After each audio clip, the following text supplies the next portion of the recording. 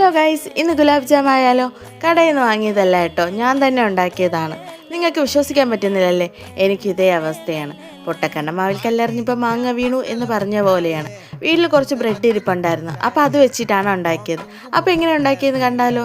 ഇതിന് ഫസ്റ്റ് ബ്രെഡും പാലുമാണ് എടുത്തത്. എന്നിട്ട് ബ്രെഡിൻ്റെ 4 സൈഡും ബ്രൗൺ കളർ കളഞ്ഞ് വൈറ്റ് പോർഷൻ മാത്രമാണ് എടുത്തത്. എന്നിട്ട് അതിൽ പാലും കൂടെ ചേർത്ത് മിക്സാക്കി വെച്ചു. അത് കഴിഞ്ഞ് അതിനെ ചെറിയ ഉണ്ടകളാക്കി മാറ്റി.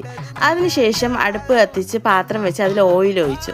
ഓയിൽ ചൂടായപ്പോൾ നേരത്തെ വെച്ച ഉണ്ടകളിട്ട് ആ സമയത്ത് മറ്റേ അടുപ്പിൽ നമുക്ക് ഷുഗർ സിറപ്പ് ഉണ്ടാക്കാം. ഒരു പാത്രത്തിൽ വെള്ളം വെച്ച് മധുരത്തിന് ആവശ്യമുള്ള പഞ്ചസാരയും പിന്നെ ഏലക്കയും ഇട്ട് തിളപ്പിക്കാൻ വെച്ച്. ആ സമയം കൊണ്ട് നമുക്ക് നേരത്തെ വെച്ചിരുന്നത് ഒരു ബ്രൗൺ കളർ ആയിട്ടുണ്ട്.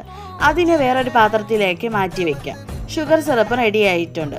ഇനി പാത്രത്തിൽ വെച്ചിരിക്കുന്ന ഗുലാബ് ജാമിൽ ഷുഗർ സിറപ്പ് ഒഴിച്ച് അടച്ച് വയ്ക്കാം. 1 മണിക്കൂർ കഴിഞ്ഞ് ടേസ്റ്റ് ചെയ്ത് നോക്കാം. അപ്പോൾ നമ്മൾ ഗുലാബ് ജാം റെഡി ആയിട്ടുണ്ട്. ടേസ്റ്റ് ചെയ്ത് നോക്കാം. ടേസ്റ്റ് ഉണ്ട്. ഞാൻ സക്സസ് ആകുമെന്ന് കരുതിയതല്ല, ബട്ട് ഇത് സൂപ്പറായിട്ടുണ്ട്. അപ്പോൾ ഓക്കെ, ബൈ.